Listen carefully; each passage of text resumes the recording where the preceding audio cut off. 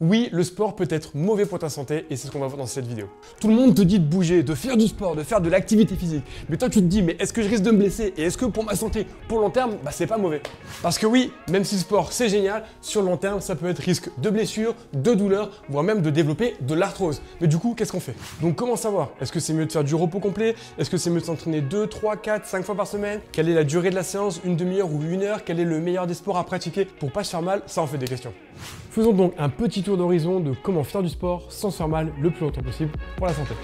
Avant de commencer, évidemment, sachez qu'on va parler de généralité. Pourquoi? Parce que, évidemment, chaque être humain est différent, tout le monde est différent en fonction de son âge, de ses antécédents, de ses blessures, de sa génétique. Donc, on a des grandes guidelines, des grandes lignes directrices, mais évidemment, il faudra à chaque fois réussir à appliquer ces conseils ou ces recommandations à l'un ou à l'autre en fonction de qui vous êtes, parce que je ne pourrai pas faire une vidéo pour chacun de vous, je suis désolé. Déjà, quelles sont les grandes recommandations d'un point de vue du sport? Là, c'est très simple, on va se baser sur ce que nous préconise l'OMS, l'Organisation mondiale de la santé, et elle nous préconise un volume de sport spécifique qui est en fonction des âges et des pathologies, mais celle pour les adultes, c'est par semaine entre 150 et 300 minutes d'activité physique d'intensité douce à modérée, ou alors la moitié, 75 minutes d'activité à haute intensité. Ce qui veut dire que globalement, il faut faire entre 1h30 et 3 heures par semaine de sport, et ça c'est le minimum. Sachant que dans une deuxième partie de recommandations qu'on va vous rajouter, l'OMS préconise en fait de doubler, de très simplement en fait de faire au minimum 300 minutes d'intensité modérée ou au minimum 150 minutes de haute intensité. Et pourquoi est-ce qu'on parle de tout ça? Parce que le sport a des effets positifs pour votre santé. Et c'est ça vraiment le thème de cette vidéo. Comprendre quelle est la bonne quantité de sport à faire, parce que pas de sport c'est mauvais, trop de sport fait mauvais, il y a un bon équilibre à trouver. Pour faire très simple, on pourrait prendre une sorte de courbe en U ou courbe de Gauss. Si vous ne faites absolument aucun sport, c'est mauvais pour votre santé. Pourquoi? Parce qu'on le sait, aucune activité physique augmente le risque de maladies cardiovasculaires, entraîne des syndromes dépressifs, des troubles anxieux, peut aussi majorer des douleurs articulaires, entraîner des douleurs de dos, d'usure, d'arthrose, de tendinopathie, toutes les blessures. Bref, moins vous en faites, moins vous serez une bonne santé. Ça, globalement, on le sait, on commence à connaître, surtout si vous suivez un petit peu cette chaîne, vous savez à quel point il faut bouger.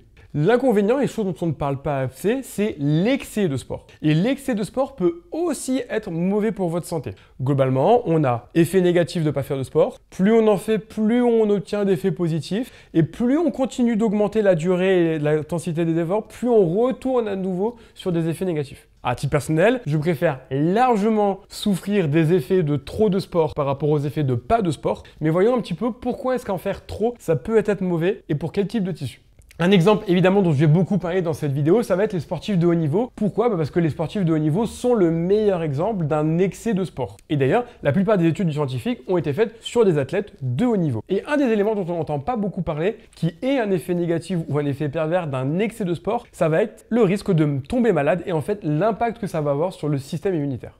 En fait, ils se sont rendus compte que globalement, une augmentation trop importante du volume d'entraînement, en anglais, ils utilisent beaucoup le terme de load, qui voudrait dire charge globalement. Donc dans la vidéo, on va parler de charge d'entraînement. Mais globalement, une augmentation de la quantité d'heures effectuées au total ou de l'intensité et de la difficulté des efforts entraînait une modification dans l'immunité des personnes. Et qu'elle allait donc entraîner soit une augmentation du risque d'être malade, soit une augmentation des symptômes et une aggravation des personnes qui étaient malades. Un facteur qui a été pas mal étudié, c'était par exemple les risques respiratoires avec le développement de certaines maladies respiratoires, mais il y en a beaucoup d'autres, comme par exemple des troubles digestifs, des problèmes de peau, des problèmes cutanés ou des problèmes de la sphère plutôt urogynéco. Comment est-ce qu'on pourrait expliquer ça? En fait, c'est assez simple. Lorsqu'on fait du sport, on impose à notre corps des contraintes articulaires, musculaires, cardio-respiratoires. Il va donc devoir déployer de l'énergie pour tenir ses efforts, mais surtout pour en récupérer, pour rendre nos muscles plus forts, nos muscles plus résistants, pour augmenter notre ampliation thoracique, pour développer notre muscle cardiaque. Et ça demande de l'énergie à notre corps. C'est bien fait, il est fait pour. Mais l'inconvénient, c'est que toute cette énergie qu'il met pour récupérer des efforts sportifs, il ne peut plus les mettre dans la gestion des défenses immunitaires. La défense immunitaire et la récupération d'un effort sportif font intervenir des processus inflammatoires. Et je pense vraiment que c'est de ça qu'il s'agit, c'est à quel point notre corps peut gérer l'inflammation. Le sport est générateur d'inflammation. Sauf que quand cette inflammation, elle est bien dosée, elle est progressive et surtout elle n'est pas permanente, le corps va très bien la gérer et va nous rendre plus forts et plus résistants. Cette inflammation est en lien direct avec les processus de l'immunité. Et donc d'avoir une inflammation permanente au niveau de notre organisme fait que notre corps travaille déjà quasiment au maximum de ses capacités et lorsqu'une germe, une bactérie ou un virus va intégrer notre organisme, notre corps n'aura plus les ressources et l'énergie nécessaires pour le combattre et ça peut expliquer pourquoi est-ce que dans ce cas-là, on va être plus malade.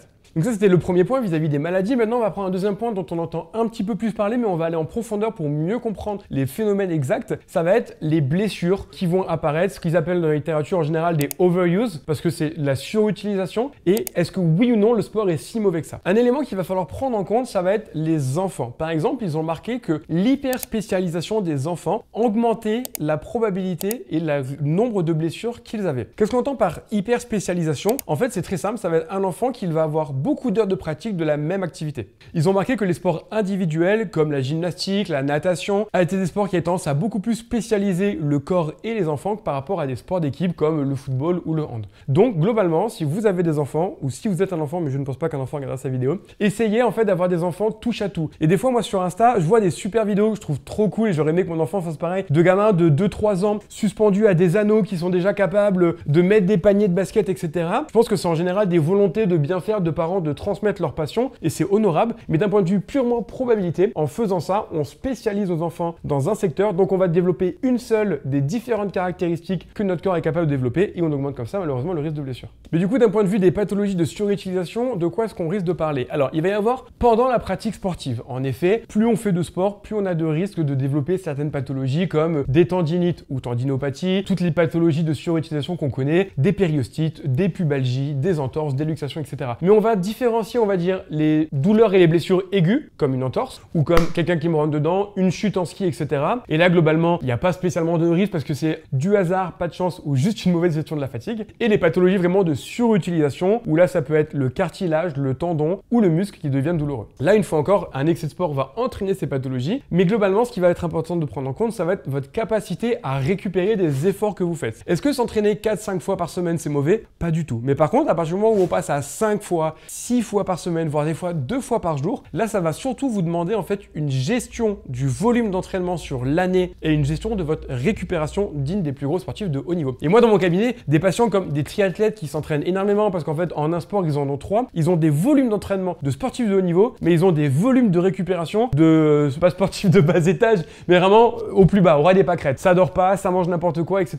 Donc, si vous voulez augmenter votre volume de sport et ne pas prendre de risques, il va falloir aussi que vous gériez votre récupération, avoir un sommeil de qualité et de tous les produits miracles que vous pourrez rencontrer sur les réseaux. Le sommeil reste le meilleur et celui dans lequel vous devez investir le plus de temps et d'énergie. Une bonne alimentation et une bonne gestion de votre volume d'entraînement, mais ça, c'est un coach sportif qui vous permettra d'être dans le bon. Par contre, qu'en est-il sur le long terme? Est-ce que oui ou non, les gens qui font beaucoup de sport développent plus d'arthrose sur le long terme? Bah malheureusement, pas mal d'études nous montrent que oui. Alors il y en avait une première que j'avais vue, je l'ai plus en référence, mais globalement ce qu'elle nous expliquait, c'était qu'entre quelqu'un qui fait pas de sport, quelqu'un qui court un petit peu et quelqu'un qui court énormément, donc vraiment compétiteur international, et ben les risques sur les articulations étaient les mêmes pour la personne sédentaire et la personne qui était en mode sportif de haut niveau, et que le coureur récréatif comme vous et moi qui regardez cette vidéo, on était dans le bon. Donc on retrouve un peu cette cloche entre je fais rien, j'en fais trop, c'est pas dingue, et si je suis dans le bon niveau, c'est plutôt protecteur pour mes articulations. Là, je vous mets une autre étude, cette fois j'ai retrouvé, où là ils ont tendance à dire que l'augmentation trop importante d'un volume de sport sur le long terme, et là on part pas en termes de 1 an ou 2, mais plutôt de 20, 30, 40 ans, augmenterait la probabilité de développer de l'arthrose de hanche. Donc le hip osteoarthritis, globalement, ça serait dû à un volume de sport trop important. Dans cette haute étude, ils ont comparé à quel point on avait de l'arthrose ou des prothèses, donc des remplacements au niveau de la hanche et du genou chez des sportifs de haut niveau, et là ils se rendent compte que globalement,